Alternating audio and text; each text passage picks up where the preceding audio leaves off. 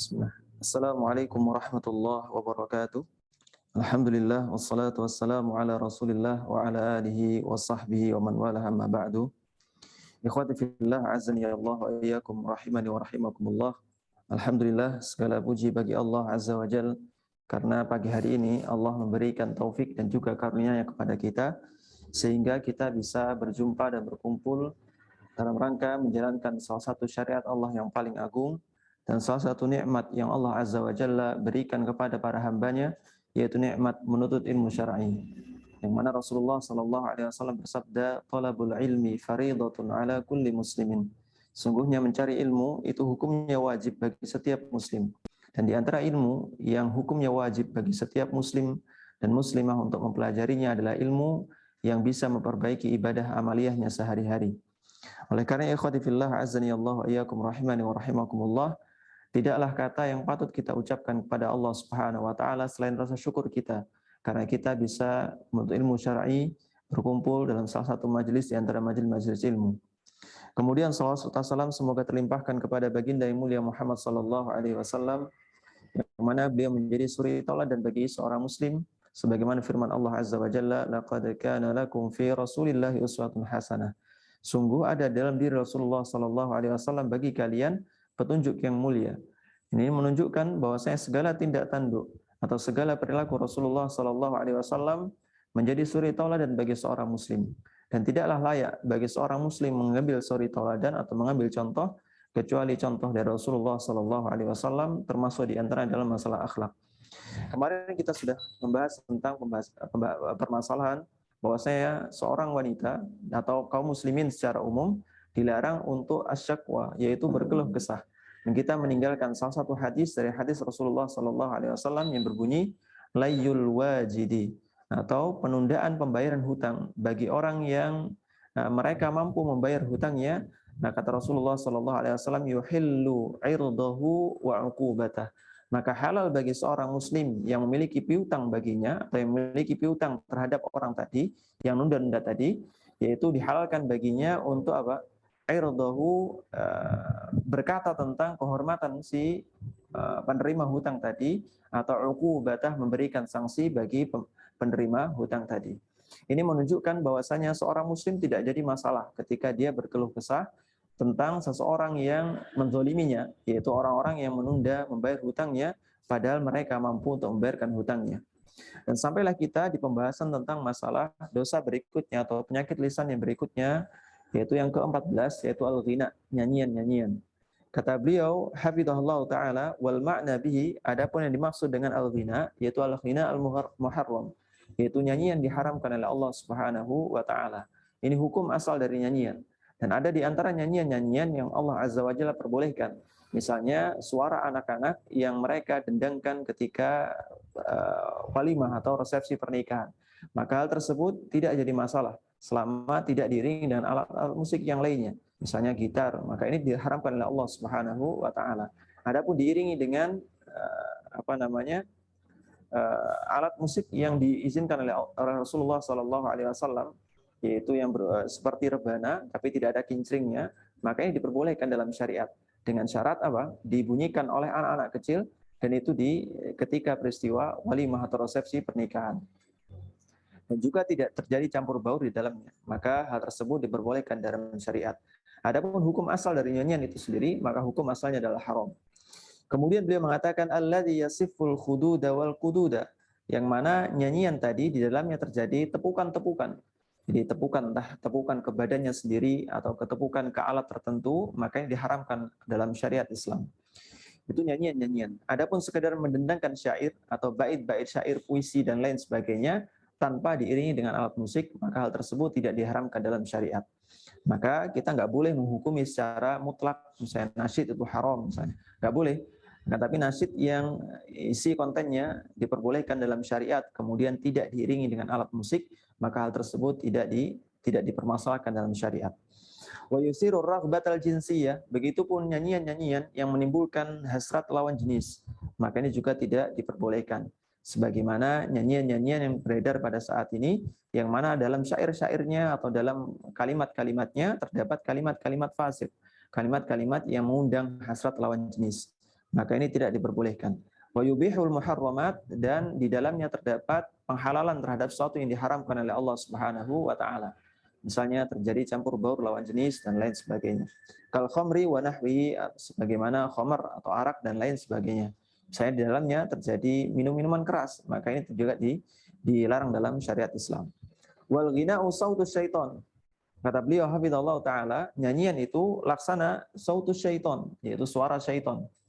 Kama qalahu ba'dul mufassirin, sebagaimana perkataan sebagian ahlu tafsir ketika mentafsirkan firman Allah Azza wa Jalla, wastafsiz man istata'ta minhum bisautika wa ajlib alaihim bi khaydika wa rajilik. Dan provokasilah siapa saja dengan suara kalian, dan kerahkanlah terhadap mereka pasukan-pasukan berkudamu dan juga pasukan yang berjalan kaki. Al-Imam As-Sa'di rahimahullah ta'ala ketika menafsirkan makna wastafsis man istata'ta minhum bisautik, kata beliau yadkhulu fi dzalika kullu da'in ilal ma'siyah. Masuk ke dalam pembahasan orang yang provokasi orang-orang menuju kepada keharaman dengan suaranya, yaitu setiap orang yang mengundang orang lain kepada perkara kemaksiatan. Maka termasuk diantaranya orang-orang yang mendendangkan syair-syair musyrik. Kemudian ketika mentafsirkan firman Allah Azza wa Jalla wa ajlib alaihim bi khairika wa rajilik, maka As-Sa'di rahimahullah ta'ala memasukkan setiap da'i dalam kemaksiatan, itu termasuk pasukan-pasukan syaitan, baik pasukan berkuda mereka maupun pasukan-pasukan yang berjalan kaki di antara mereka. Kemudian firman Allah Azza wa Jalla yang lainnya disebutkan dalam surah Luqman, qala Allah Ta'ala wa minan nasi may yashtari lahwal hadithi liyudilla an sabilillahi bighairi ilm. Dan di antara manusia ada orang yang mempergunakan percakapan kosong atau percakapan yang tiada manfaatnya untuk menyesatkan umat manusia dari jalan Allah tanpa ilmu. Dan di antara tafsir yang menunjukkan atau di antara ahlu tafsir, maksud dari lahwal hadis itu adalah al-ghina, yaitu nyanyian diharamkan oleh Allah Subhanahu wa taala. Kemudian beliau mengatakan wa hunaka mabhasun nafisun lil 'allamah Ibnu Qayyim fi ighatsatil lahfan fa uhiluki alai. Kata beliau, di sana terdapat pembahasan yang sangat bagus sekali yang ditulis oleh Ibnu Qayyim rahimahullah taala yang berjudul Ighatsatul Lahfan. Kata beliau menasihatkan agar setiap dari antunna, yaitu setiap dari kaum muslimah merujuk kepada risalah tadi Ighatsatul Lahfan. Dan ini insyaallah taala terdapat terjemahannya juga dalam bahasa Indonesia.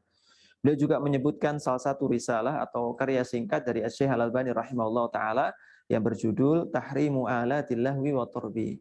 Haramnya alat-alat kesia-siaan wa turbi dan kendang. Jadi ini menunjukkan apa? Menunjukkan keharaman alat-alat musik, dan banyak sekali hadis atau ada hadis yang menunjukkan secara jelas bahwasanya akan datang suatu zaman di mana manusia akan menghalalkan apa? Akan menghalalkan alat-alat musik. Dan beliau sallallahu alaihi wasallam menyandingkan alat-alat musik tadi dengan khamar, dengan sutra bagi laki-laki dan lain sebagainya. Ini menunjukkan apa? Menunjukkan kejelasan akan keharaman alat musik dan sejenisnya. Fahdhari sallamakillahu min sima'il aghani. Maka berhati-hatilah, semoga Allah menyelamatkan engkau wahai saudariku, min sima'il aghani, dari mendengarkan musik-musik. Fahuwa yud'iful iman, karena sungguhnya musik tadi bisa melemahkan iman seseorang. Orang kalau sudah terlena dengan musik, dengan sesuatu yang dia dengarkan, yang dia gemari, maka yud'iful iman, ini akan melemahkan keimanannya. Wa yuqsi al-qalba, dan bisa mengeraskan hatinya. Awalnya semula peka dengan masalah maksiat, peka bahwasanya sesuatu itu salah, peka sesuatu itu benar. Berikutnya karena seringnya mendengarkan kemaksiatan, maka hatinya keras dan semakin sulit mengenali kebenaran dan juga membedakan mana yang hak dan juga mana yang batil. Wa yuhawwinul ma'asi, dan semakin meremehkan maksiat. Orang kalau sudah mendengarkan musik maka meremehkan hal maksiat di belakangnya. Wa yudayyi'ul waqta, dan mulai menyia-nyiakan waktu. Waktunya terbuang sia-sia karena untuk mendengarkan hal yang sia-sia. Sebagaimana perkataan Ibnu Qayyim rahimahullah taala, di antara tanda Allah Azza wa Jalla berpaling dari hambanya adalah Allah Azza wa Jalla menyibukkan hamba tadi dengan sesuatu yang tidak bermanfaat. Jadi kalau kita misalnya hari-hari kita disibukkan dengan sesuatu yang tidak bermanfaat, maka berhati-hatilah, jangan-jangan itu menjadi tanda bahwasanya Allah Azza wa Jalla mulai berpaling dari diri kita. Kemudian berikutnya penulis hafizahullah taala mengatakan an-niyahatu 'alal mayyit. Dosa lisan yang berikutnya adalah berkeluh kesah terhadap musibah yang menimpa, yaitu berupa kematian seorang sanak saudara. Dalam kitab Sahih Bukhari dan Sahih Muslim dari hadis Ibnu Mas'ud radhiyallahu an, Rasulullah sallallahu alaihi wasallam bersabda, "Laisa minna man latamal khududa." Atau disebutkan dalam riwayat yang lain, "Man darabal khududa wa syaqqal juyuba wa da'a bid'wal jahiliyah." Bukan termasuk orang yang mengikuti petunjuk kami, orang-orang yang memukul pipinya ketika mendapatkan musibah. Wasyaqul juyuba, atau menarik kerah bajunya. Wada'a bid'wal jahiliyah, kemudian mereka berseru dengan seruan-seruan jahiliyah. Ini Rasulullah SAW melarang seseorang terhadap 3 hal. Yang pertama apa? Dorobal khudud, memukul-mukul pipi ketika apa? Ketika ada sanak saudara yang meninggal. Kemudian wasyaqqal juyub, menarik kerah baju atau meraih baju dan lain sebagainya. Wada'a bid'wal jahiliyah, dan berseru dengan seruan orang-orang jahiliyah. Sebagaimana orang-orang jahiliyah atau orang Arab pada masa dahulu, ketika ada sanak saudara mereka yang meninggal, maka mereka mengatakan, ya wailah, aduh celaka, aduh celaka. Maka ini menunjukkan apa? Perkataan-perkataan yang menunjukkan tidak menerima ketetapan atau takdir dari Allah Subhanahu wa taala. Maka niyahah yang tidak diperbolehkan, pertama, ketika seorang menunjukkan indikasi dia tidak menerima ketetapan Allah. Kalau mukul-mukul tubuhnya sendiri, atau mukul-mukul pipi atau anggota tubuh yang lainnya, atau menarik-narik kerah bajunya sendiri, atau menarik kerah baju orang lain, maka ini menunjukkan apa? Menunjukkan niyahah, menunjukkan seorang tidak menerima ketetapan Allah Subhanahu wa taala. Kalau dia melakukan hal demikian diiringi dengan perasaan tidak menerima takdir Allah Subhanahu wa taala, maka ini termasuk ke dalam niyahah yang diharamkan oleh syariat Islam. Kemudian yang berikutnya, dosa lisan yang ke-16, dan insya Allah dosa lisan yang terakhir dari kitab ini. Nah, meskipun dosa lisan jumlahnya sangat banyak sekali, dan penulis hanya membatasi 16 hal dari dosa-dosa lisan yang ada dalam syariat. Berikutnya, al-lisanu qad yazni. Boleh jadi lisan itu berzina juga. Jadi jangan dipikir bahwasanya anggota tubuh yang berzina itu hanya, mohon maaf, kemaluan saja. Dalam syariat Islam atau dalam Islam juga disebutkan bahwasanya lisan seseorang, hati seseorang, mata seseorang juga bisa berzina atau bisa berperilaku sebagaimana perilaku zina. Beliau mengatakan, disebutkan dalam kitab Sahih Bukhari dan Sahih Muslim dari hadis Abdullah bin Abbas radhiyallahu anhuma, beliau mengatakan, ma ra'aitu syai'an asbaha bil lamam.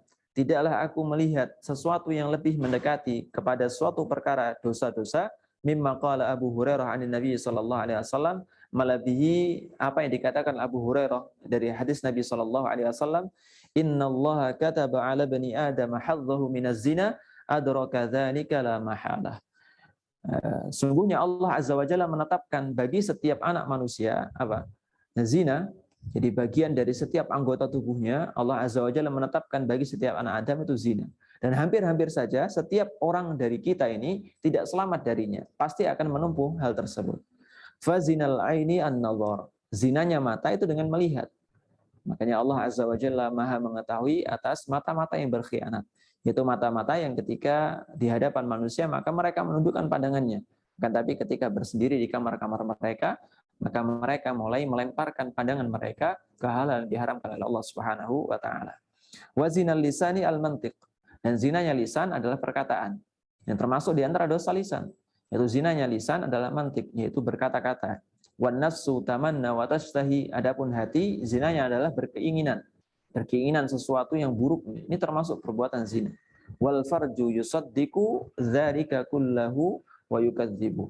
Adapun kemaluan tinggal membenarkan atau mendustakan apa yang diinginkan oleh hatinya atau apa yang diinginkan oleh anggota tubuhnya.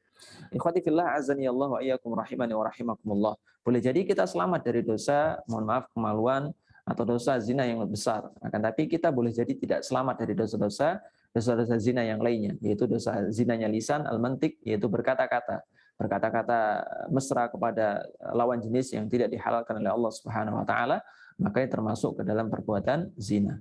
Wal lisanu adabuhu katsirah. Lisan itu banyak sekali etikanya, aturannya dalam syariat banyak sekali. Waqad ullifat fihil muallafat. So, para ulama juga sudah menuliskan banyak sekali karya. Jadi karya-karya yang bercerita atau menjelaskan tentang adab-adab etika-etika lisan seorang muslim. Kabni Abi Dunya, sebagaimana Ibnu Abi Dunya yang juga menuliskan tentang adab-adab lisan. Dan perlu diketahui Ibnu Abi Dunya ini kitab-kitabnya berisi tentang nasihat-nasihat. Dan tidaklah seorang muslim, terutama Ahlus Sunnah wal Jamaah, meninggalkan karya-karya beliau rahimahullah taala. Karya-karya beliau penuh sekali dengan tazkiyatun nafas, yaitu penyucian hati. Ada yang bercerita tentang masalah diam, ada yang bercerita tentang masalah adab lisan dan lain sebagainya. Banyak sekali. Kemudian beliau mengatakan lahu mu'allafun bi'unwani as-samtu wa adabul lisan. Beliau atau Ibnu Abi Dunya memiliki karya yang berjuluk as-samtu wa adabul lisan, yaitu diam dan etika-etika lisan. Wal Baihaqi lahu mu'allafun fi dzalik, begitupun Al-Imam Al-Baihaqi rahimahullahu taala memiliki karya yang serupa.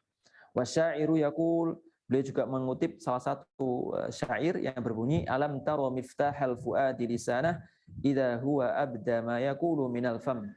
Ketahuilah sungguhnya bahwasanya kunci dari hati itu lisan seseorang. Dan lisan itu lisan yang merupakan bagian dari mulut itu menampakkan apa-apa yang hendak dikatakan oleh hati seseorang. Maka nggak ada ceritanya orang mengatakan ketika dia mengatakan perkataan buruk, kemudian dia mengatakan apa? Yang penting kan hatinya baik. Perkataan buruk, hatinya baik, ini nggak mungkin. Kenapa? Karena perkataannya saja buruk, apalagi disembunyikan di dalam hatinya. Wa ka intara min samitin laka mu'jibun ziyadatuhu aw naqsuhu fit takallumi. Maka enggak heran kalau misalnya engkau menyaksikan atau engkau melihat bahwasanya lebih dan kurangnya seseorang itu terdapat dari sisi lisannya atau perkataannya. Jadi kelebihan seseorang, kekurangan seseorang yang dilihat dari lisannya. Ada orang yang mudah berkata-kata sesuatu yang menyakitkan hati yang lainnya, maka ini juga kekurangan baginya. Lisanul fata nisfun wa nisfun fuaduhu. Sungguhnya lisan seorang muslim itu separuh dari dirinya. Dan hatinya itu separuh yang lainnya. Jadi separuhnya hati, separuhnya lisan. Hati menampakkan sesuatu yang tidak hati menyimpan sesuatu yang tidak dinampakkan, kemudian lisan menampakkan sesuatu yang nampak.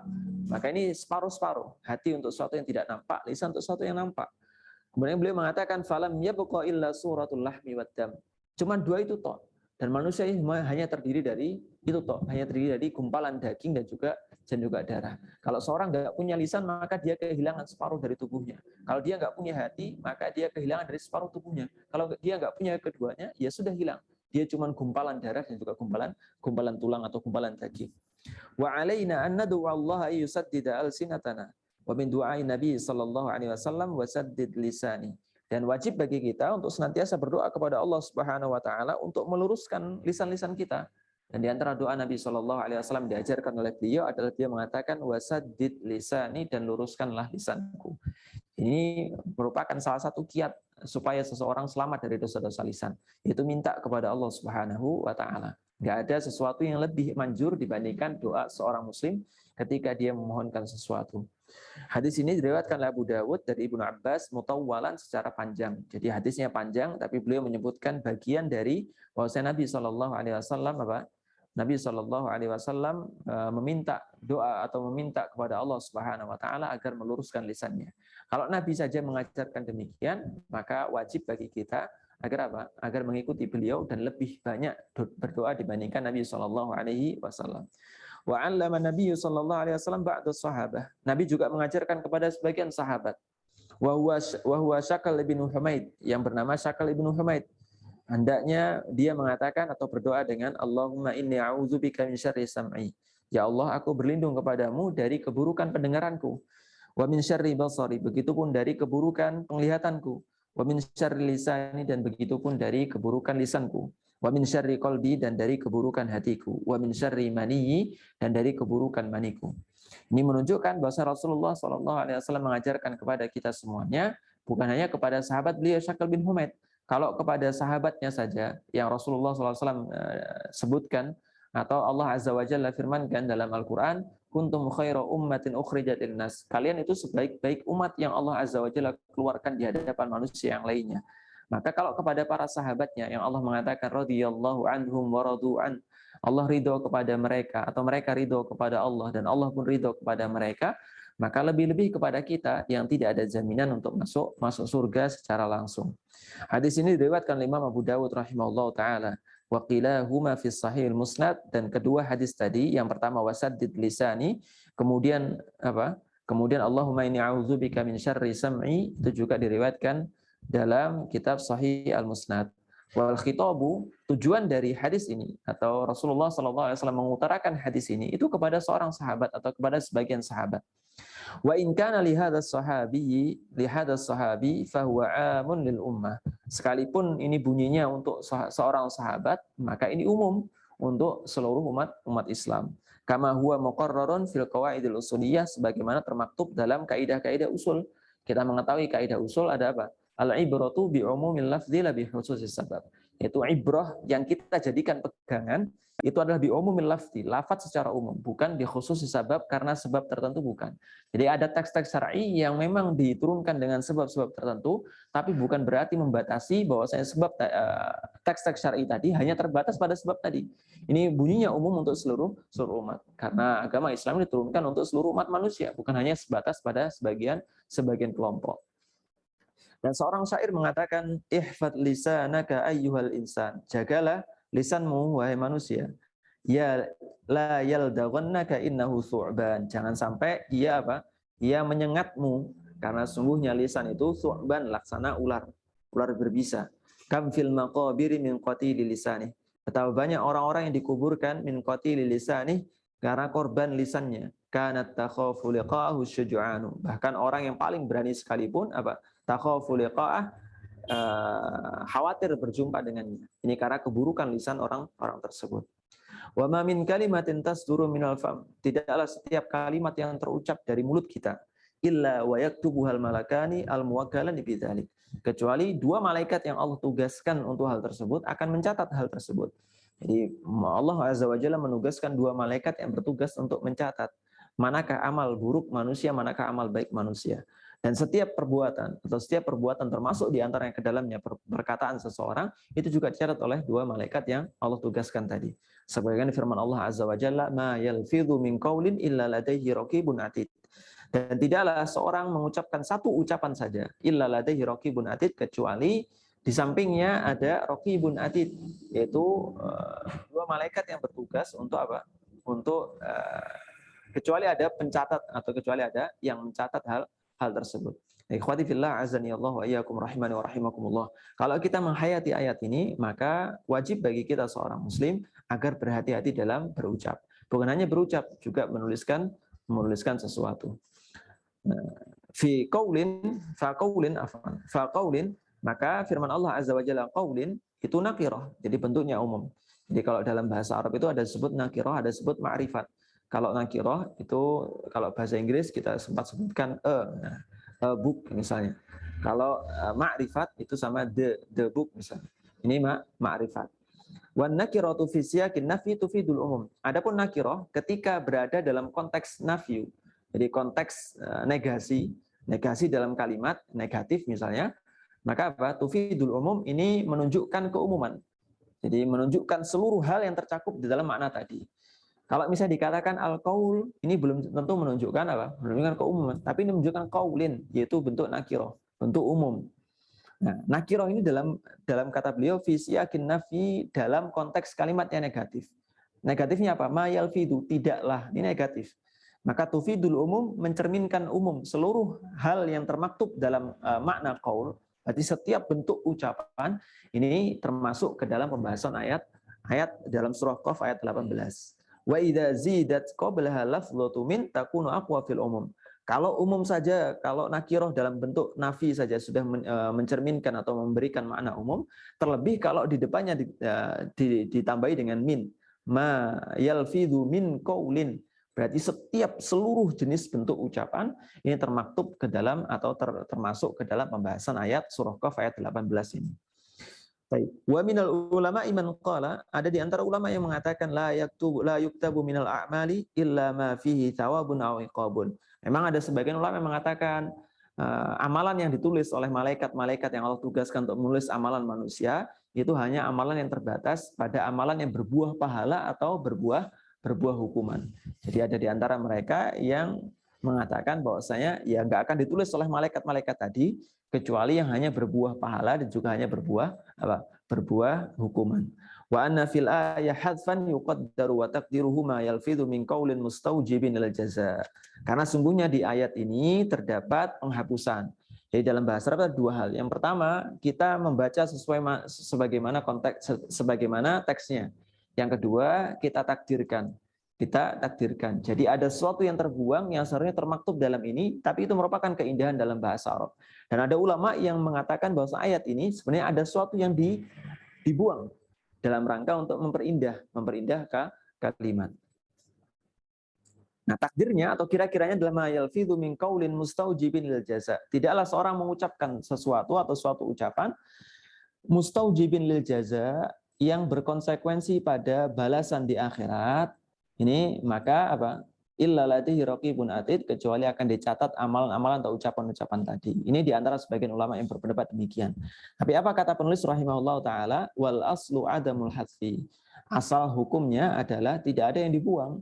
Jadi hukum asalnya ya sesuai teks aslinya seperti itu, nggak ada yang dibuang. Kecuali memang memerlukan perkiraan atau memerlukan takdir, maka na'am, berarti ada sesuatu yang dibuang. Fatabaqal ayah, misalnya pada perkataan was'alil qaryah, was'alil qaryata.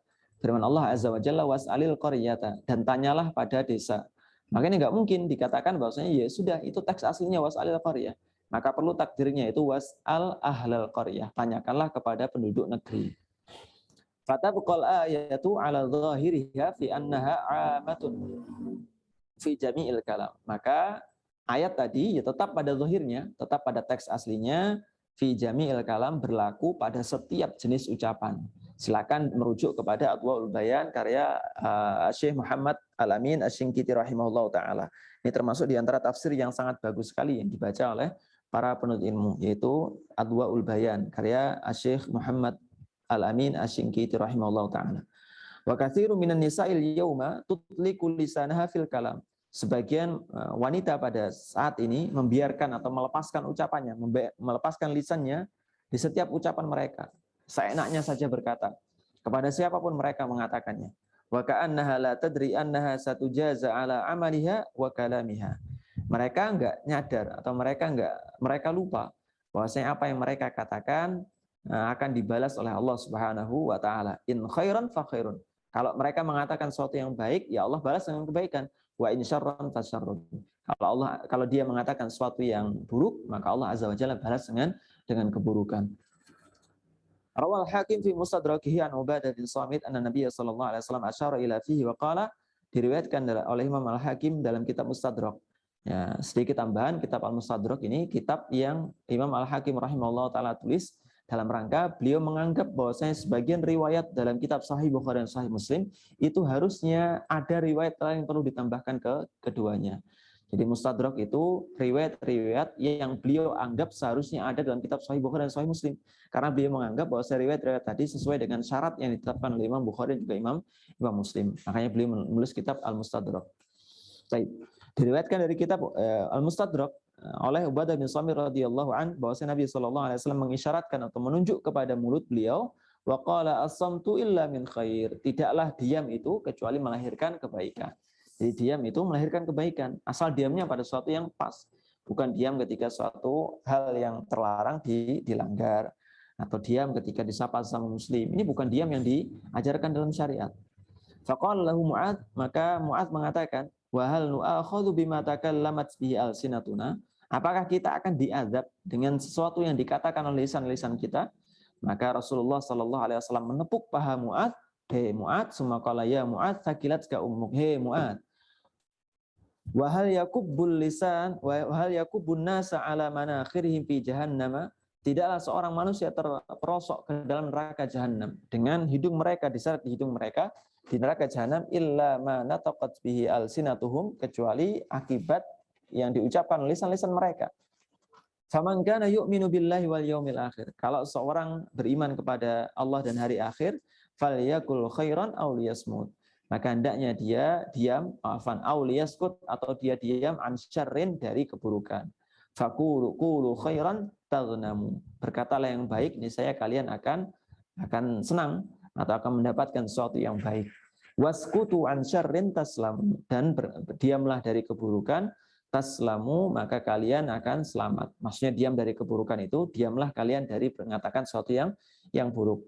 taslamu, maka niscaya kalian akan selamat. Hadis ini sahih sebagaimana termaktub dalam As-Sahih Al-Musnad. Dan juga Allah Azza wa Jalla berfirman dalam surah Al-Zalzalah ayat 7 sampai 8, "Faman ya'mal mithqala dzarratin khairan yarah." Barang siapa yang beramal dengan satu amalan sekecil apapun, dengan satu amalan kebaikan, maka dia akan menyaksikan balasan kebaikan tadi. Dan barang siapa yang beramal keburukan sekecil apapun, maka dia juga akan menyaksikan balasan keburukan tadi. Dan di antara amalan juga ucapan seorang. Jadi amalan itu masuk ke dalam pembahasan ucapan itu masuk ke dalam pembahasan ucapan seorang muslim. Wal amalu yadkhulu fihi al-qaulu, dan amal itu termasuk di dalamnya adalah al-qaul, yaitu ucapan seorang muslim.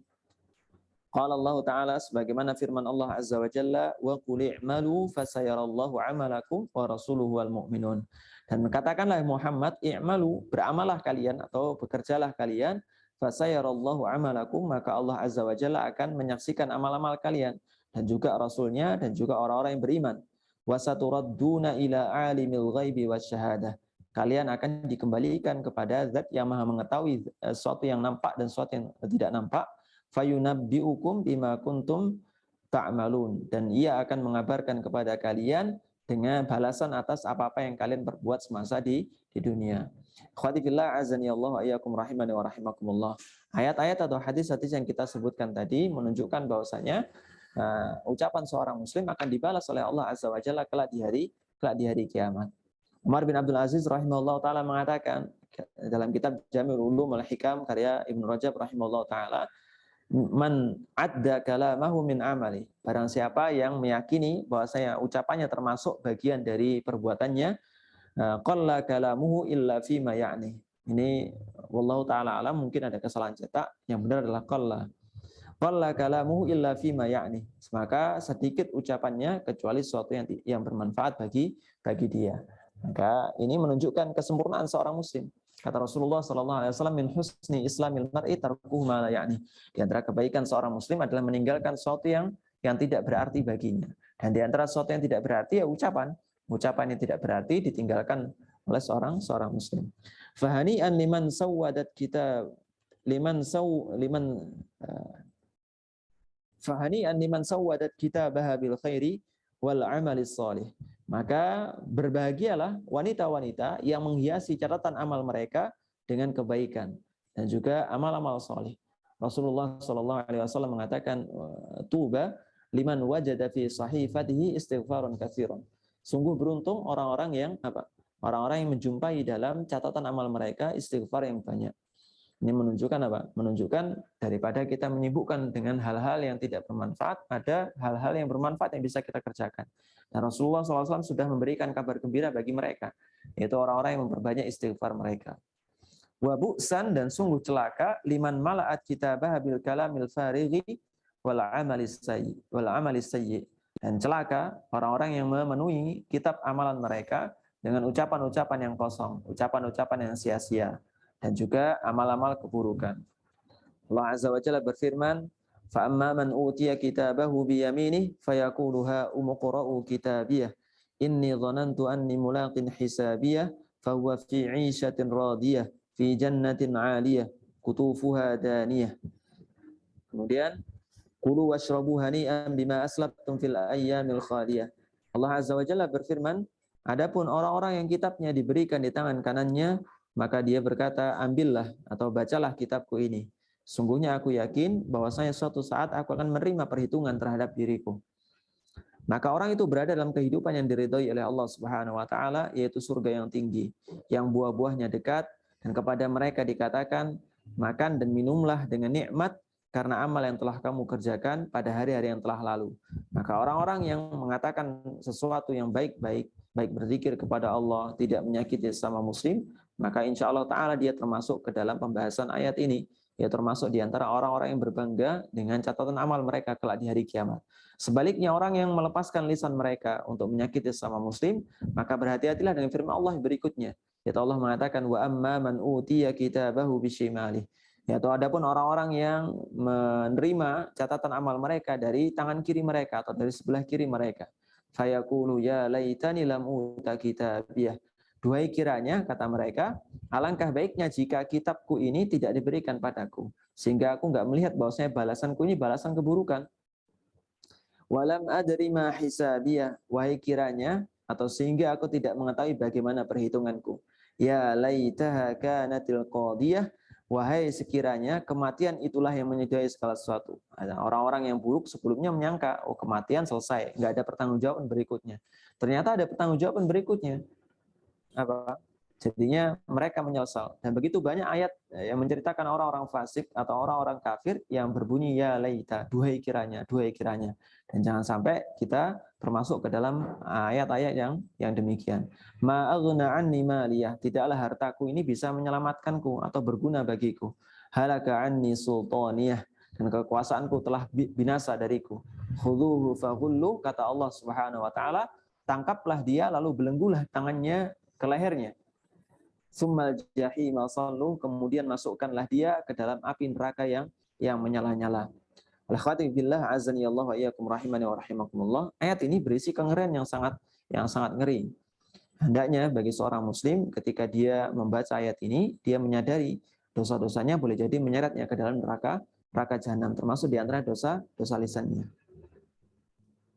Kemudian Allah Azza wa Jalla mengatakan summa fi silsilatin dar'uha sab'una dhira'an fasluquh. Kemudian kata Allah Subhanahu wa taala,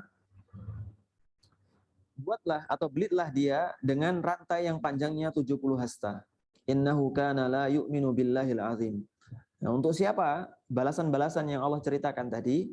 Innahu kana la yu'minu billahil azim. Sungguhnya ia termasuk di antara orang-orang yang tidak beriman kepada Allah yang Maha Agung. Wala yahuddu ala ta'amil miskin, dan tidak pula mereka menyantuni orang-orang miskin. Falaisa lahul yawma hahuna hamim. Maka pada hari ini di sini tidak ada seorang pun teman baginya.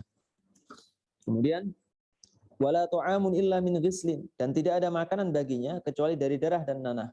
La ya'kuluhu illa khati'un, tidaklah ada yang memakannya kecuali orang-orang yang berdosa.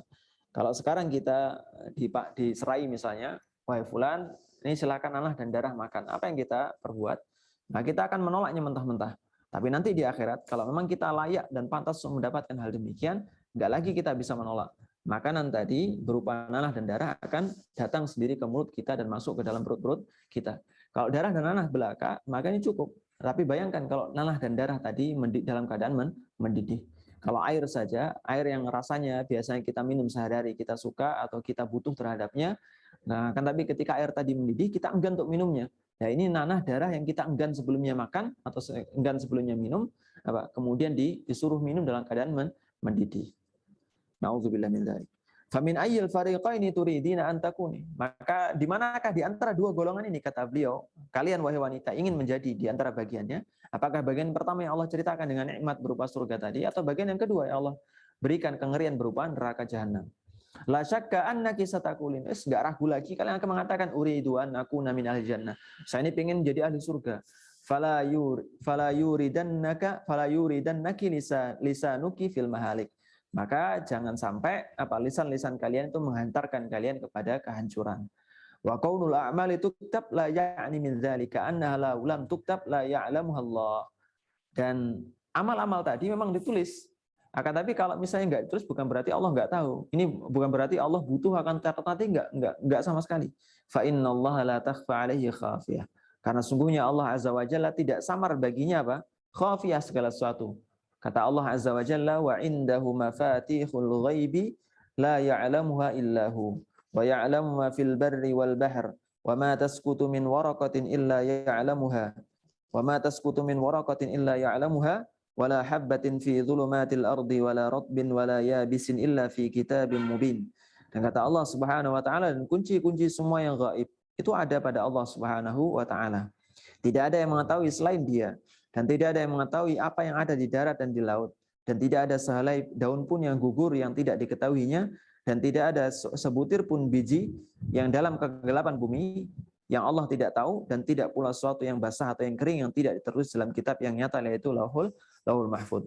Khadifillah azani Allah wa iyyakum rahimani wa rahimakumullah. Bagaimanapun kita sembunyi dari perkataan-perkataan yang buruk, bagaimanapun kita mangkir dari hadapan manusia dengan perkataan-perkataan yang buruk kita, bersembunyi di balik akun yang tidak jelas, anonim misalnya, dengan apa? Dengan mengumbar perkataan-perkataan yang buruk, maka Allah Azza wa Jalla Maha mengetahui akan hal tersebut. Wa innama kitabatul a'mali ablaghu fi iqamatil hujjati ala bani Adam. Akan tapi pencatatan amal ini ablaghu fi iqamatil hujjah, menjadi hujjah yang paling apa? Yang paling sempurna, paripurna ala bani Adam. Ibnu Adam atau anak manusia nanti di hari kiamat nggak bisa lagi berhujjah. Saya ini nggak beramal demikian ya Allah, ada catatan amalnya kok. Ada catatan amal ini sudah selesai, sudah selesai. Sababu afatil lisan. Kemudian setelah kita mempelajari tentang dosa-dosa lisan, kita juga perlu mempelajari tentang sebab-sebab terjadinya apa? Terjadinya dosa-dosa lisan yang kita pelajari atau 16 dosa lisan yang kita pelajari. Wa kullu ma tuqaddamu min afatil lisan. Segala sesuatu atau dosa-dosa yang sudah kita sebutkan sebelumnya, wa ma lam adzkurhu, dan sesuatu yang tidak aku sebutkan, kulluhu yarji'u ila ahadi syai'an, maka sumbernya itu berasal dari salah satu di antara dua hal. Yang pertama karena kebodohan seorang, nggak tahu bahwa hal tersebut dilarang dalam syariat. Atau yang kedua, imma fasadul qalbi, atau bersumber dari rusaknya hati seorang. Ya, dia mencela seorang muslim karena hatinya rusak. Wa minan nasi may yuridu ay yakuna lahu haibatun fil mujtama. Ada sebagian orang yang mengangankan haibah. Di haibah itu kedudukan atau wibawa di hadapan masyarakat. Fahuwa yadribu hadza wa yasubbu hadza. Dia mulai menyerang seorang atau mencela yang lainnya. Jadi kalau dikenal dalam yang kita tahu ada black campaign, yaitu kampanye dengan cara-cara yang buruk, dengan cara-cara menjatuhkan lawan. Ini termasuk di antara Di antara dosa-dosa lisan. Fayul'inu hadza ila ghairi dzalik. Bahkan melaknat yang lainnya atau yang selainnya. Wa huwa fi dhannihi annahu idza fa'ala dzalika habahul mujtama. Dan dia menyangka bahwasanya ketika dia melakukan hal demikian, mencela yang lainnya, mencela kawannya, mencela lawannya, menjatuhkan lawannya, ini masyarakat akan menaruh simpati kepadanya.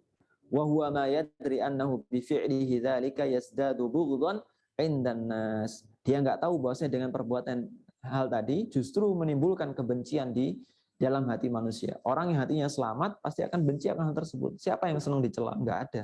Siapa yang senang lalat? Enggak ada. Nah, maka orang-orang yang hatinya selamat, mereka akan kembali ke fitrahnya. Jadi ini orang yang senang mencela berarti bukan orang yang baik. Wa annallaha huwallazi yarfa'u wa yakhfadu wa yu'izzu wa yudhil. Dan sungguhnya Allah Azza wa Jalla yang berhak untuk meninggikan atau merendahkan seorang, atau memuliakan dan juga menghinakan seorang. Allah Azza wa Jalla mengatakan wa man yuhinillahu fama lahu min mukrim. Dan orang-orang yang Allah Azza wa Jalla hinakan, maka siapa yang bisa memuliakan orang tersebut. Nah, karena ikhwati fillah azani Allah wa iyyakum rahimani wa rahimakumullah, kita enggak perlu menjadi mulia dengan cara Dengan cara menjatuhkan orang lain. Karena kita masih punya banyak cara untuk menjadi seorang yang mulia tanpa harus menjatuhkan sama muslim. Kemudian Allah Azza wa Jalla berfirman dalam surah Maryam,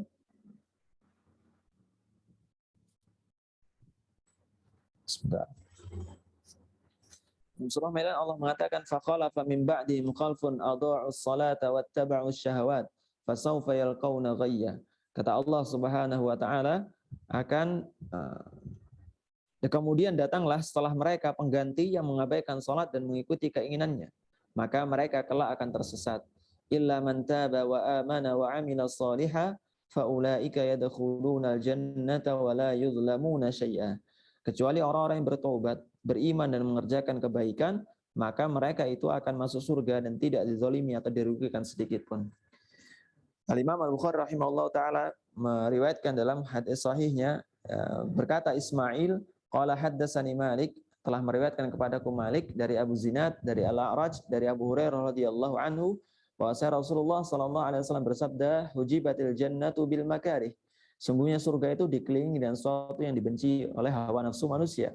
Wa hujibatin naru bisyahawat, dan sungguhnya neraka itu dikelilingi dengan syahwat. Jadi kalau neraka dikelilingi dengan syahwat atau dihiasi dengan sesuatu yang menyenangkan bagi hawa nafsu manusia, maka dia akan terpancing dengan hal tersebut. Kecuali orang-orang yang Allah Azza wa Jalla berikan rahmat. Dan riwayat Muslim dari Nabi SAW, beliau bersabda, huffatil jannatu bil makarih wa huffatin naru bisyahawat. Sungguhnya jannah itu dikelilingi dengan sesuatu yang dibenci oleh hawa nafsu. Wa huffatin naru bisyahawat, dan apa? Dan neraka itu dikelilingi dengan sesuatu yang setipe atau disukai oleh hawa nafsu. Al-Imam At-Tirmidzi rahimahullah taala meriwayatkan, dan juga Imam Nasai dari Abu Hurairah radhiyallahu anhu, Rasulullah sallallahu alaihi wasallam bersabda, tatkala Allah azza wa jalla menciptakan surga, maka Allah berkata kepada Jibril, lihatlah atau pergilah ke surga dan perhatikanlah. Fadhahaba fanadhara ilaiha, maka Jibril pergi dan memperhatikan surga. Tsumma jaa, kemudian Jibril kembali kepada Allah Subhanahu wa taala, ay Rabb, wahai Rabb kami, wa izzatik, demi kemuliaanmu, la yasma'u biha ahadun illa dakhalaha. Kalau sedemikian indahnya surga, orang yang mendengarkan tentang surga ini akan masuk ke dalam surga, pasti akan berlomba-lomba ke surga, dan mereka akan masuk semuanya ke surga, kata Jibril alaihi salatu wassalam. Summa haffa bil makarih, kemudian Allah azza wa jalla mengelilingi surga tadi dengan sesuatu yang dibenci oleh hawa nafsu. Jadi sebelum masuk surga ada sesuatu yang mereka benci atau hawa nafsu benci. Summa qala ya Jibril idhhab fanzur ilaiha. Wahai Jibril, lihat sekali lagi. Kemudian fadhahaba fanadhara ilaiha summa jaa. Kemudian Jibril pergi melihat surga, kemudian kembali kepada Allah. Faqala ay Rabb, wahai Rabb kami, wa izzatik, demi kemuliaanmu, laqad khasyitu alla yadkhulaha ahad. Kalau demikian adanya surga dihiasi dengan sesuatu yang dibenci hawa nafsu, khawatir enggak ada yang bisa masuk ya Allah. Kata Jibril alaihi salatu wassalam. Qala falamma khalaqallahu an-nar, ketika Allah azza wa jalla menciptakan neraka, maka Allah azza wa jalla berkata yang serupa kepada Jibril sebagaimana perkataan Allah azza wa jalla ketika menciptakan surga. Maka Jibril melihat neraka dan kembali kepada Allah dengan mengatakan, ay Rabb wa izzatik la yasma'u biha ahadun fayadkhulaha. Duhai Rabb, demi kemuliaanmu, tidaklah seorang di antara manusia itu mendengar tentang neraka kecuali mereka enggan untuk masuk ke dalamnya. Tapi berikutnya ketika Allah azza wa jalla dalam hadis ini fahaffaha bisyahawat, menghiasinya dengan hal-hal yang serupa dengan hawa nafsu manusia. Summa qala ya Jibril idhhab fanzur ilaiha. Wahai Jibril, coba perhatikan sekali lagi, kata Allah Subhanahu wa taala. Maka Jibril kembali melihat dan kembali kepada Allah Subhanahu wa taala dengan mengatakan, ay Rabb, duhai Rabb kami, wa izzatik, demi kemuliaanmu, laqad khasyitu alla yabqa ahadun illa dakhalaha. Sungguh aku khawatir enggak ada satu orang pun yang ketika melihat tentang masalah neraka ini kecuali mereka akan masuk seluruhnya ke dalam neraka. Kenapa? Karena neraka dihiasi dengan hawa nafsu. Wal hadisu fi sahih al-musnad, hadis ini termaktub dalam kitab sahih al-musnad. Wa syaitanul la'in yanzuru ila syahwatil insan ila aina tamilu bihi. Dan syaitan yang terlaknat itu mereka memperhatikan kemana arah syahwat seorang manusia. Jadi syaitan itu melihat bagaimana hati-hati manusia condong kepada sesuatu. Fa in kanat tamilu bihi ila ghibah wan namimah.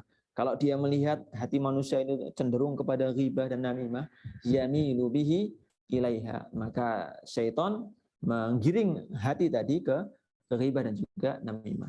Jadi daripada kita menggiring sesuatu yang belum pasti, maka lebih baik menggiring sesuatu yang pasti. Itu prinsip syaitan dalam bekerja. Jadi prinsipnya mereka daripada menggiring kepada sesuatu yang tidak digemari, maka lebih baik menggiring manusia kepada sesuatu yang mereka gemari. Kalau ada orang yang gemar ghibah, gemar namimah, ya mereka terus akan diuji dengan ghibah dan namimah, kecuali setelah mereka berlindung kepada Allah Subhanahu wa taala dari godaan syaitan yang terkutuk.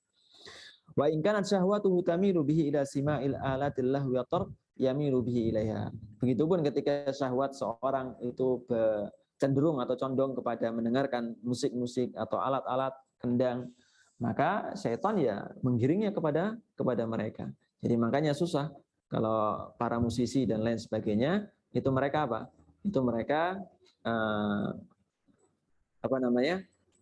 tersadarkan, kecuali yang Allah Azza wa Jalla berikan rahmat kepada mereka. Begitupun orang yang sudah terbiasa, pasti ada saja hujah yang mereka keluarkan, bukan hujah tapi dalih untuk membenarkan perbuatan-perbuatan mereka. Wa in kana syahwatuhu tamilu bihi ila tam. Begitupun ketika syahwat seorang condong kepada serakah, yamilu bihi ila dzalik, maka syaitan akan mengarahkannya kepada hal demikian. Fayasriku wa yanhabu wa hadza misdaqun liqaulin Nabi sallallahu alaihi wasallam, maka orang tadi akan berupaya untuk mencuri, untuk merampok dan lain sebagainya demi memuaskan keserakahan hatinya. Liqaulin Nabi sallallahu alaihi wasallam, ini membenarkan firman sabda Nabi sallallahu alaihi wasallam, la ya'tiyanna 'alan nasi zamanun la yubalil mar'u biha akhadhal mala amin halalin amin haram. Dan akan datang zaman di mana manusia tidak lagi peduli dari mana mereka mengambil harta mereka, apakah dari sesuatu yang dihalalkan atau sesuatu yang diharamkan. Wa hakadza aidan yahlifu bil aimanil fajirah. Begitupun ada sebagian orang yang bersumpah dengan sumpah-sumpah palsu. Ya, ketika dagang, oh ini tadi ditawar oleh si fulan, tawarnya sekian, nggak saya kasih, padahal nggak ada yang nawar. Atau ini saya langganannya segini, padahal dia langganannya bukan dari itu. Maka daripada berkata demikian, mending dirahasiakan, Baik. Anna hadza milkahu wa malahu ila ghairi dzalik. Bahwa saya ini hartanya, ini miliknya dan lain sebagainya. Wa hadza min madakhil syaitan, segala perbuatan maksiat tadi yang menjadi pintu masuk bagi syaitan. Jadi kalau orang sudah terbiasa berbuat sesuatu yang diharamkan, ya syaitan akan gampang untuk menggiringnya. Lakinnahu yaumal qiyamati yatabarra'u syaitanu mimman ata'ah. Dan ini liciknya syaitan. Ketika nanti di hari kiamat dia tahu konsekuensinya. Maka mereka berlepas diri dari orang-orang yang mengikutinya. Jadi kita itu rugi ngikutin syaitan, ternyata syaitan nanti berlepas diri, rugi. Fayaqulu, maka syaitan itu mengatakan sebagaimana difirmankan oleh Allah Azza wa Jalla, innallaha wa'adakum wa'dal haqqi wa'adtukum fa'akhlaftukum wa ma kana li 'alaikum min sultan illa an da'autukum fastajabtum li fala talumuni wa lumu anfusakum ma ana bimusrikhikum wa ma antum bimusrikhi inni kafartu bima asyraktumuni min qabl. Kata syaitan dalam surah Ibrahim ayat 22. Sebentar ya.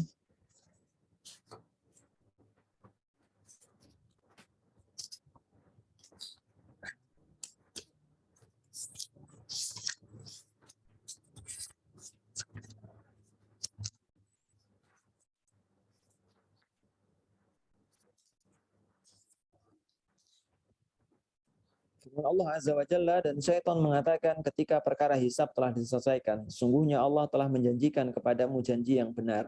Itu bagi orang yang berbuat kebaikan, maka Allah akan membalas dengan kebaikan. Dan bagi orang yang berbuat keburukan, maka Allah akan membalas keburukannya. Syaitan membenarkan hal demikian. Dan aku pun telah menjanjikan kepadamu, tapi aku menyalahinya. Berbeda dengan Allah Azza wa Jalla yang tidak pernah menyelisih janjinya, maka syaitan ini gemar menyelisih janji. Diiming-imingi dengan sesuatu yang menggiurkan, tapi ternyata nanti di akhirat mereka berlepas diri dari orang-orang yang mengikutinya. Tidak ada kekuasaan bagiku terhadapmu, melainkan sekedar aku menyeru kamu, lalu kamu mematuhi seruanku. Oleh sebab itu, janganlah kamu mencercaku, tapi cercalah dirimu sendiri. Aku tidak dapat menolongmu, dan kamu pun tidak dapat menolongku. Sungguhnya aku tidak membenarkan perbuatanmu menyekutukan aku dengan Allah sejak dahulu. Sungguh orang-orang yang zalim akan mendapatkan siksaan yang pedih. Nah, karena ikhwati fillah azani Allah wa iyyakum rahimani wa rahimakumullah, kalau kita terjebak dalam suatu hal yang dilarang oleh Allah Subhanahu wa taala, jangan mencela yang lainnya. Itu kecenderungan hati kita berarti ke arah sana. Karena syaitan itu sekedar membaca peluang saja, membaca kesempatan. Oh, ini si fulan ini gampang diarahkan ke sana. Berarti apa?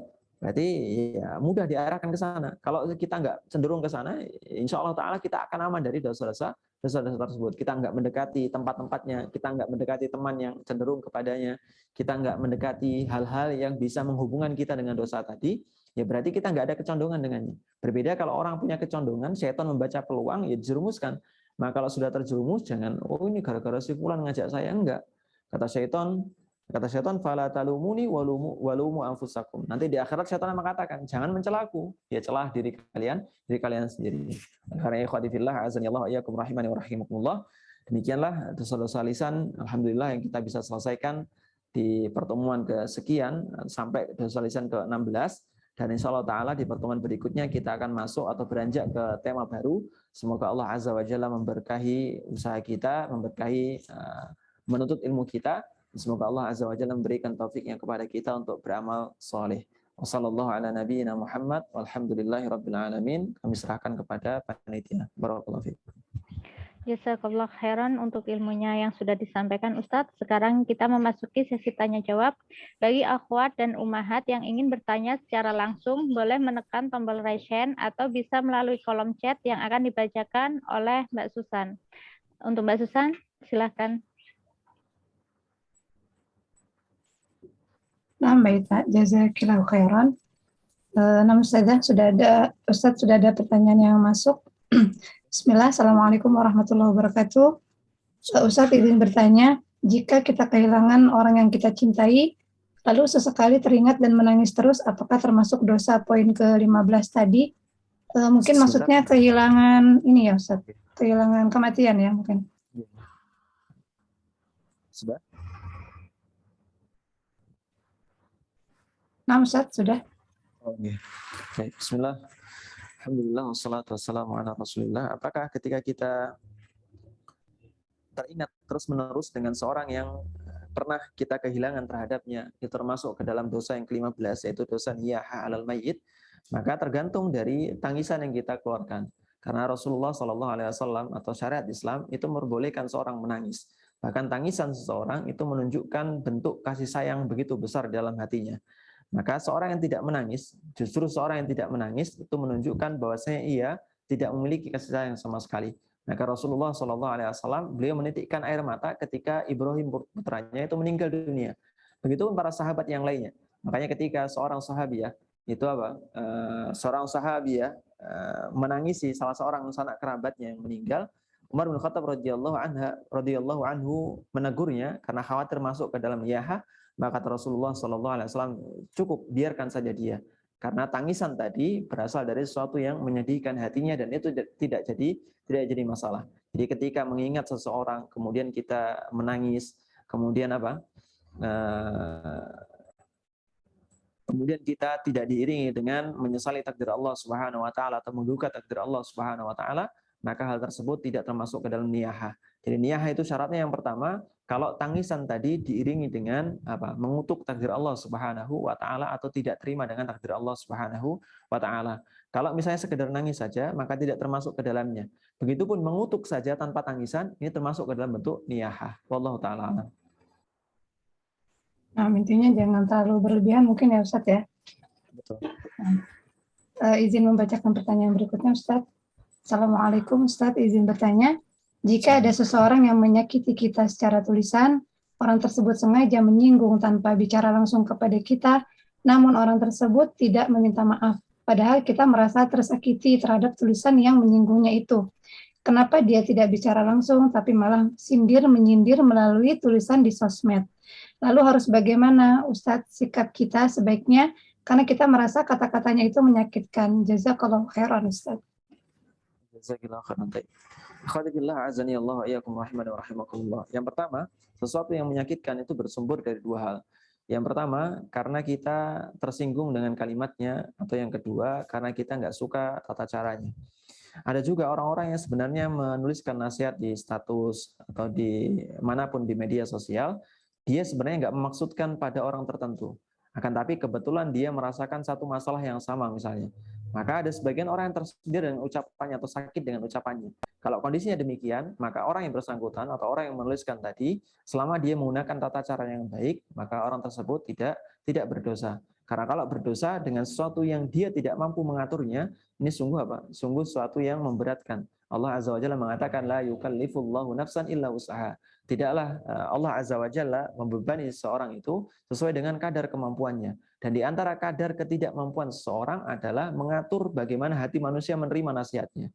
Kalau dia memberikan nasihat dengan cara yang dibenarkan, maka sudah cukup. Ya, adapun sakit yang diterima oleh sebagian orang, maka tersebut tidak lantas menjadikan dia berdosa dengannya. Yang kedua, kalau memang jelas-jelas orang tersebut menyindir di status karena sedang bermasalah dengan kita dan lain sebagainya, ya dipastikan dulu. Kalau kata-katanya kasar atau kata-katanya ini dan itu, maka hendaknya lebih baik di antara dua orang muslim itu islah, yaitu memperbaiki kondisinya dibandingkan harus berseteru dengan hal demikian. Kalau memang qadarullah masyafa'al kita disindir dengan hal demikian, ya ada dua pilihan. Yang pertama, kita menyindir dengan hal yang serupa atau berkata-kata sesuatu yang serupa. Jadi ini diperbolehkan. Jadi ketika seorang dizalimi, maka dia diperbolehkan membalas dengan sesuatu yang setimpal. Jadi bagaimana kadar setimpalnya? Ya kalau orang mengatakan A, ya kita katakan A. Nggak perlu kita ketika dia mengatakan A, kita mengatakan A, B, C, dan seterusnya, ini nggak perlu. Jadi seorang diperbolehkan mengutarakan dengan hal yang setimpal. Tapi ingat nih, harus setimpal. Kalau nggak setimpal, ya nanti kembali Allah Azza wa Jalla akan qisas. Atau yang kedua, maafkan orang tersebut. Karena sebaik-baik seorang muslim ketika menerima kezaliman dari orang lain, terlebih orang lain tadi kita kenal sebagai seorang yang baik, seorang yang bertakwa kepada Allah Subhanahu wa taala, hari-harinya juga kita sering berinteraksi dengannya, ya kita maafkan. Kita berikan ampunan terhadapnya. Yang ketiga, ya manfaatkan peluang tadi untuk berdoa kepada Allah Subhanahu wa taala. Kita sering singgung bahwa Rasulullah SAW mengatakan laisa bainahu ittaqi da'watal mazlum. Berhati-hatilah kalian dari doa-doa orang yang terzalimi. Fa innahu laisa bainahu wa bainallahi hijab. Karena semuanya tidak ada batas antara doa orang yang terzalimi dengan Allah Subhanahu wa taala, itu batasan. Jadi enggak ada batasan sama sekali. Jadi kita manfaatkan hal tersebut untuk berdoa. Yang pertama berdoa untuk kebaikan kita, yang kedua berdoa untuk kebaikan orang yang menzalimi kita. Semoga Allah Azza wa Jalla memberikan saya ini dan itu, enggak masalah. Manfaatkan hal tersebut untuk berdoa.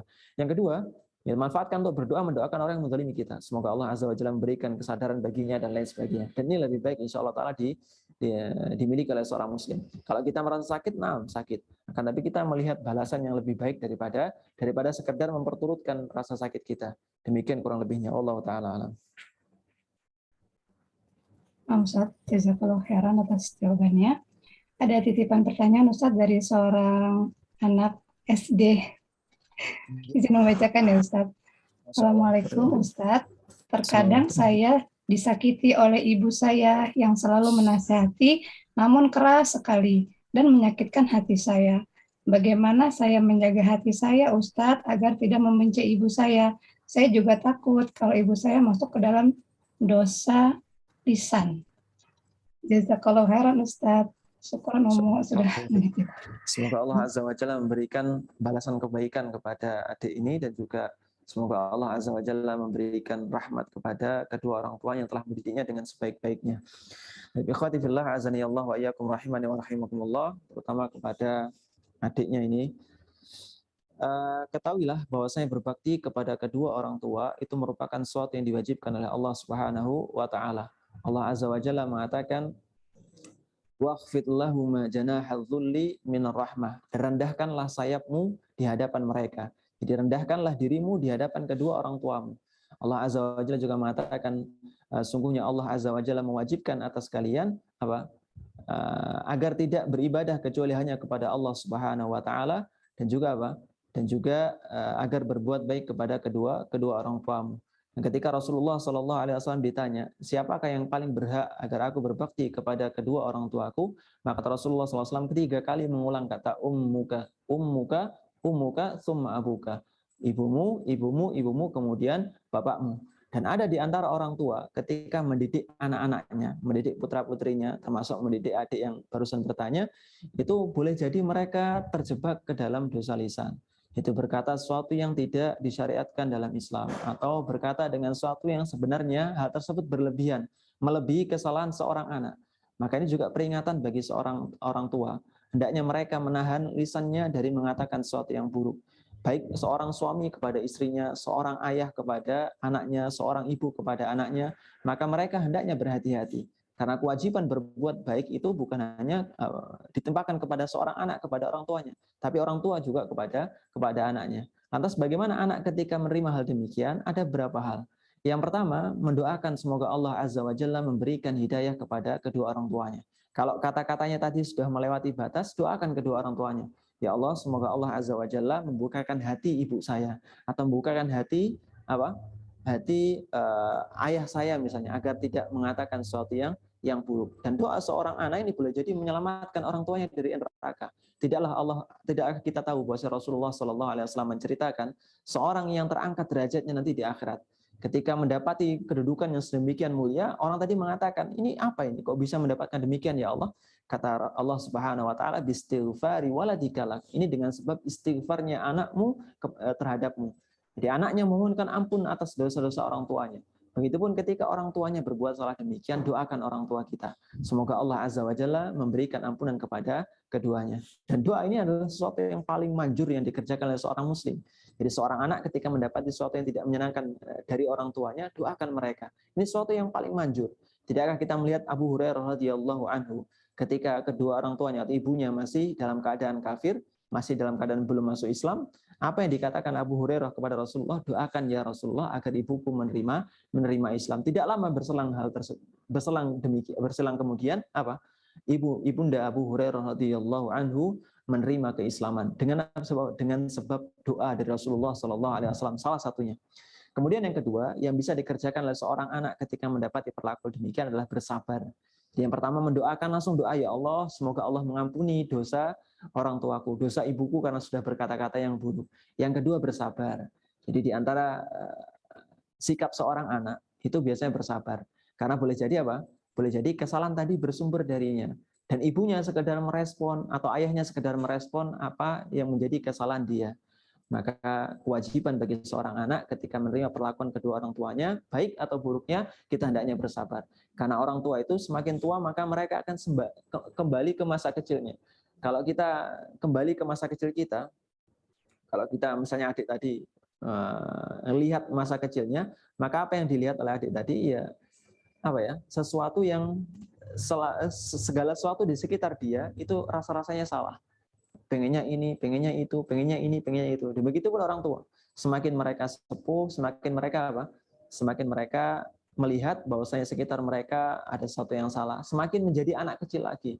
Maka kita hendaknya sebagai seorang anak bersabar terhadap hal tersebut sebagaimana kesabaran mereka ketika mereka mengasuh ketika masih kecil. Yang ketiga setelah bersabar, berdoa kemudian bersabar.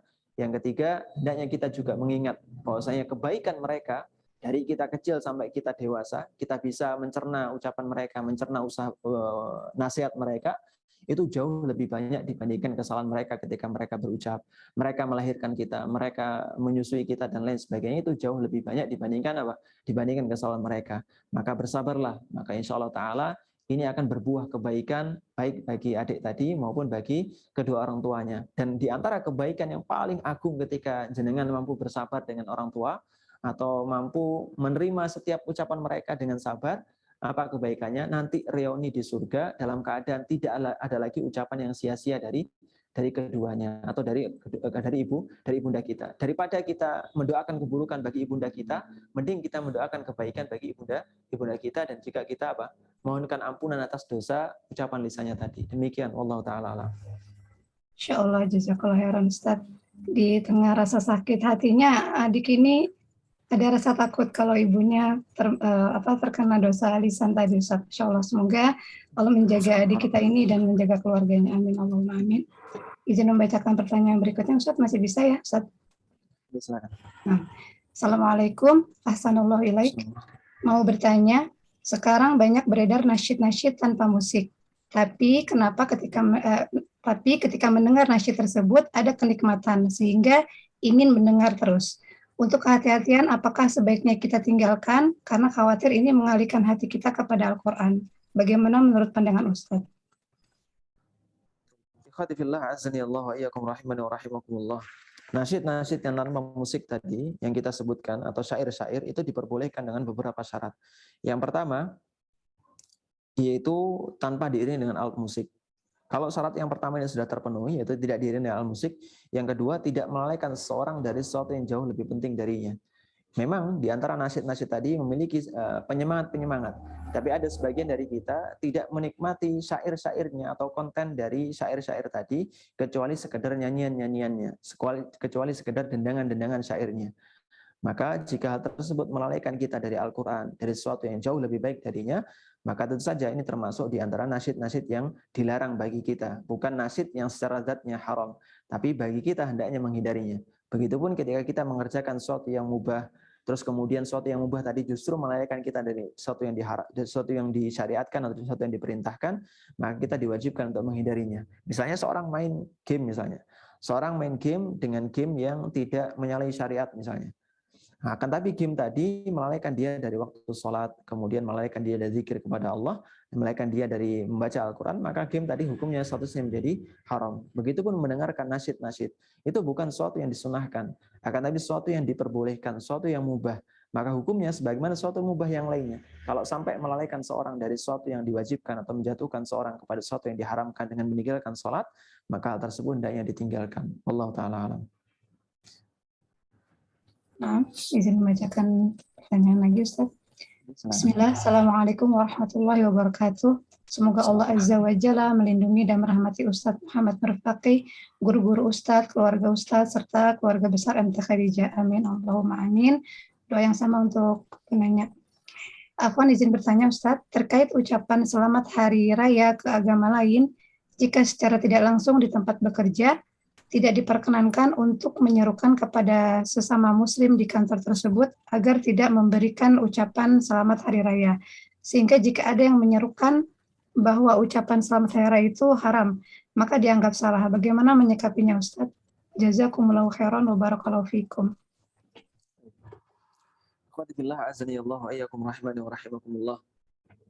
Terlaksananya syariat larangan Allah Subhanahu wa taala berupa larangan mengucapkan selamat kepada perayaan agama lain, ini tidak harus diucapkan, Seorang ketika dalam kantornya misalnya didiamkan, artinya tidak ada ucapan selamat hari raya atau tidak ada anjuran untuk mengucapkan selamat hari raya, maka kita juga nggak perlu menyuarakan bahwasanya dilarang untuk mengucapkan selamat hari raya kepada perayaan orang-orang selain Islam. Adapun ketika misalnya kantor tadi misalnya melarang seseorang untuk tidak mengucapkan atau melarang seseorang untuk mengucapkan atau mendakwahkan bahwasanya akan haramnya mengucapkan selamat kepada hari raya perayaan agama selain Islam, maka hal tersebut tidak pantas untuk kita turuti, karena Rasulullah Shallallahu Alaihi Wasallam la ta'ata fil makhluk fi maksiatil khaliq. Tidak ada ketaatan kepada makhluk dalam bermaksiat kepada Khaliq. Kalau misalnya ada di antara saudara muslim kita di kantor kita, kemudian dia menyuarakan selamat hari raya kepada perayaan agama lain, maka kita wajib sebagai saudaranya, sebagai sama muslim untuk menasihatinya dengan cara menyuarakannya tanpa harus mewakili sebagaimana perwakilan kantor. Jadi kita nggak harus berposisi sebagai seorang karyawan. Misalnya kita bisa menjabrinya, kalau di grup, karena di grup ada non-muslim di dalamnya, ya kita harus mempertimbangkan sisi maslahat juga. Dalam artian bukan berarti kita mengharamkan hal tersebut atau membolehkan ucapan itu, enggak. Tapi kita mempertimbangkan maslahat yang terjadi, kericuan yang terjadi berikutnya, kita bisa melancarkan nasihat secara rahasia. Misalnya, ya fulan, mohon dikoreksi kembali sikap antum tadi atau sikap Anda terkait tentang perayaan mengucapkan selamat kepada perayaan agama lain, karena syariat Islam tidak membolehkan perayaan hal tersebut atau sekedar mengucapkan selamat. Jadi kalau misalnya memang tidak ada anjuran untuk mengucapkan selamat, maka nggak harus disuarakan, karena kenyataannya misalnya di kantor memang tidak ada ucapan selamat sama sekali. Justru tiba-tiba kalau ada orang bahas diharamkan untuk mengucapkan selamat, justru malah menimbulkan kericuan, malah ini yang dihindari. Justru ketika tenang di kantornya, tidak ada tidak ada anjuran untuk mengucapkan selamat, maka sudah cukup. Ini sudah cukup. Kantornya tadi berarti tidak melarang kita untuk berkeyakinan sebagaimana keyakinan yang benar dalam Islam. Adapun ketika mereka memerintahkan untuk mengucapkan selamat, maka kita tidak mematuhinya sebagaimana hadis tadi. Adapun ketika mereka melarang kita untuk mendakwahkan hal tersebut, kita juga tidak harus mematuhi mereka. Wallahu taala alam. Nah, jazakallahu khairan Ustaz atas jawabannya. Apakah ada lagi untuk akhwat wa ummahat yang ingin bertanya?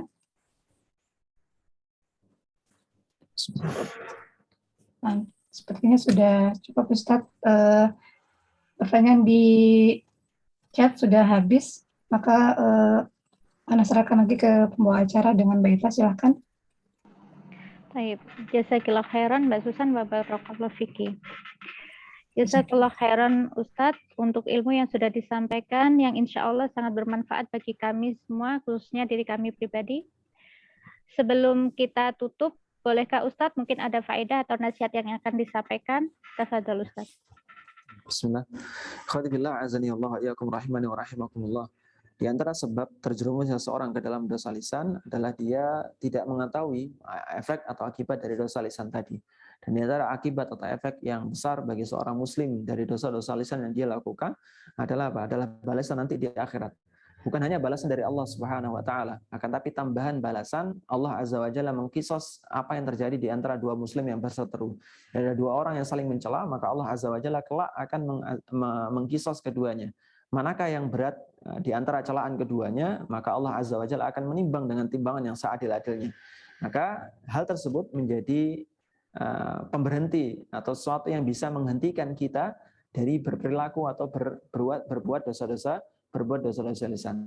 Yang kedua dari sebab yang menjerumuskan seorang ke dalam dosa-dosa lisan adalah apa?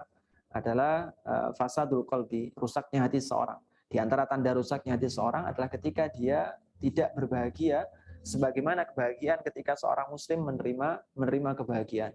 Jadi ketika ada muslim yang lainnya menerima nikmat, menerima kebahagiaan, dia justru sakit hatinya. Ini menunjukkan ciri-ciri atau ciri-ciri yang menunjukkan bahwasanya dia boleh jadi terindikasi rusaknya hati. Maka kebenaran hati seorang atau benarnya hati seorang, baiknya hati seorang ditinjau dari seberapa benar ketika dia merespon kebahagiaan seorang muslim. Rasulullah SAW mengatakan, la yu'minu ahadukum hatta yuhibba li akhihi ma yuhibbu li nafsihi. Tidaklah beriman secara sempurna seorang muslim sampai dia berbahagia atas apa yang diterima oleh saudaranya, atau sampai dia bersenang hati dengan sesuatu yang menimpa saudaranya pula. Nah, ketika saudara kita menerima kebahagiaan, ya kita patut berbahagia dengannya. Ketika saudara kita berbuat baik, kita patut untuk apa? Berbahagia. Nah, jangan sampai apa? Jangan sampai kita terindikasi dengan apa? Fasadul qalbi, rusaknya hati kita. Jadi ketika ada saudaranya menerima kebahagiaan, kita justru malah susah melihat orang senang melihat orang susah. Ini termasuk di antara tanda-tanda rusaknya hati seseorang.